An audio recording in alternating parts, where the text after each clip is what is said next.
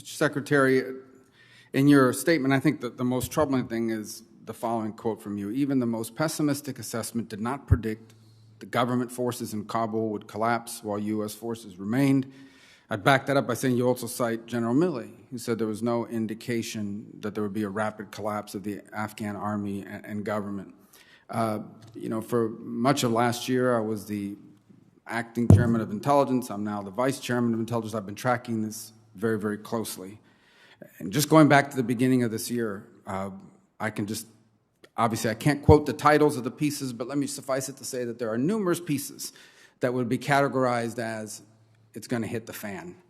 And but let's just for a moment put that aside, okay? Because I think any analysis of those pieces would have led anyone to that conclusion. Putting that aside for a moment, we had every reason to believe and to plan for the rapid collapse of the Afghan military and the Afghan government. At the beginning of 2020, by all admissions, we had already really bad status quo in Afghanistan. Okay, we had a small footprint, but we had a strong commitment to air support. And that sustained the Afghan security forces' ability to resist the Taliban. The security forces of Afghanistan were suffering with 10,000 casualties a year. The Taliban was suffering casualties too, but they enjoyed safe haven in Pakistan. They were able to go there to rest, to refit, to train, to recruit. And so in summary, even before the withdrawal, we had a terrible status quo. The security forces, a small number of U.S. forces, continued to die. We had U.S. losses as well. I want to mention that. But the Afghan government was still fractious and corrupt.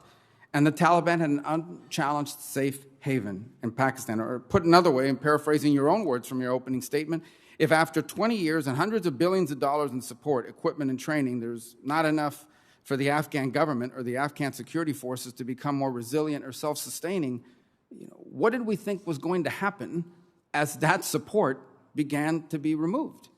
What did we think was going to happen when that terrible status quo was changed? It doesn't take some exquisite piece of intelligence or some brilliant analysis to conclude that if you radically change an already bad status quo, by removing U.S. and NATO forces, by ending enablers and air support, the status quo was going to collapse in favor of the Taliban. This is not an argument in favor of staying. I think that ship has sailed on justifying the withdrawal. We're not debating the withdrawal.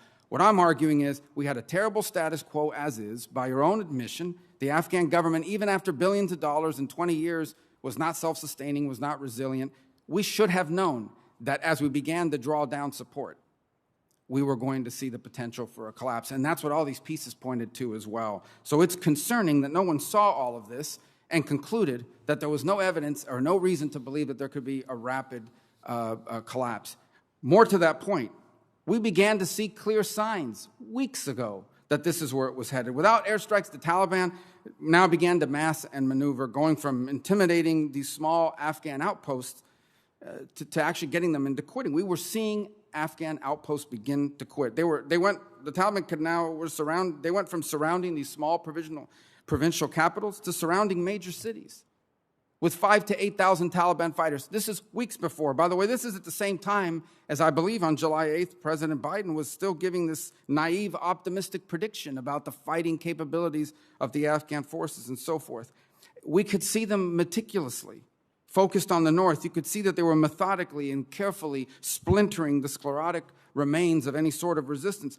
Weeks before the fall of Kabul, you could see the Taliban was on the verge, was headed towards doing something they hadn't done before. They were going to isolate Kabul from the north, cutting off all their supply routes. So we knew weeks before that we were headed for a Taliban control of the north. All the traditional routes of Taliban encroachment on Kabul were nearly sealed, the south and the east. Kabul faced the prospect of no fuel. The Afghan government faced the prospect of being unable to mount any viable opposition and sustain defense. What did we think was going to happen? All of those things were in place at the time. And I think the most concerning part of it is that if we didn't have an analysis that looked at all this, this wasn't a failure of intelligence. This was a failure of policy and planning. We have the wrong people analyzing this. Someone didn't see this. Either someone didn't see this or someone didn't want to see this because we had established this, we wanted to be out by September 11th so that we could have some ceremony arguing that we got and pulled out of Afghanistan on the anniversary of 9/11. The fact of the matter is, where it leaves us now, on top of all the other things that have been mentioned here from a geopolitical perspective, is not a good place. I think China and Russia and Iran, they look at this botched withdrawal, and what they see is incompetence that they think they might be able to exploit, may lead to miscalculation. I think the Europeans, our allies, who had very little say, if any, or control certainly over the timing and the execution of all this, they're now, number one, have to be wondering about our reliability, the credibility of our defense agreements with them, but they also have to be really, really upset at the prospects of a massive refugee crisis landing right on their borders here very soon.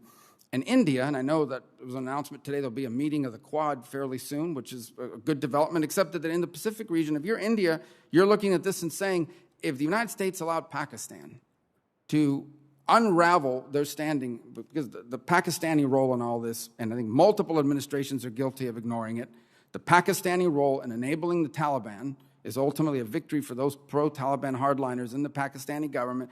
They have to be looking at this and saying, if the United States could have, a third-rate power like Pakistan unravel its aims, what chance do they have of confronting China? So I think this leaves us in a terrible situation, but I go back to the initial point. I don't know how it's possible. If in fact, the people in charge of our foreign policy did not see all of these factors and conclude that there was a very real possibility of a very rapid collapse, then we've got the wrong people making military and diplomacy decisions in our government. Senator, I'm happy to respond briefly in the time that we have. As you know from your own expertise and leadership on these matters, there are constant assessments being done, and in this particular case, assessments being done of the resilience of Afghan security forces, of the Afghan government, and different scenarios established, from worst case to best case to everything in between. And ultimately, the preponderance of the intelligence and assessments land someplace, and there are always going to be voices, and critically important that we listen to all of them, who may be talking about exclusively the worst case, some best case, some in between. Here's what I can say in this setting, and we can take this up as well in February. The assessment of the overall assessment of the community was that after a complete U.S. military withdrawal, that could potentially, in the worst case scenario, lead to the Taliban capturing Kabul within a year or two. So that's back in February, and that was more or less where things stood in the winter and into the spring. By July, and you're exactly right, that the situation was deteriorating as the Taliban continued to make progress on the ground throughout the summer. In July, the IC indicated that it was more likely than not that the Taliban would take over by the end of the year, the end of this year. That said, we, the intelligence community, did not say that the countrywide collapse of all meaningful resistance would be likely to occur in a matter of days. And you referenced Chairman Milley, as I did earlier. Nothing that he saw, that I saw, that we saw suggested that this government and security force would collapse in a matter of 11 days. And you're right that I think we need to look back at all of this because, to your point, we collectively, over 20 years, invested extraordinary amounts in those security forces and in that government.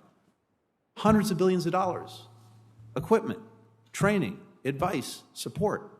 And based on that, as well as based on what we were looking at real time, again, we did not see this collapse in a matter of 11 days. But I think it is important that we go back and look at all of this. The time has expired. Thank you. Senator Shaheen. Thank you, Mr. Chairman, and thank you, Secretary Blinken, for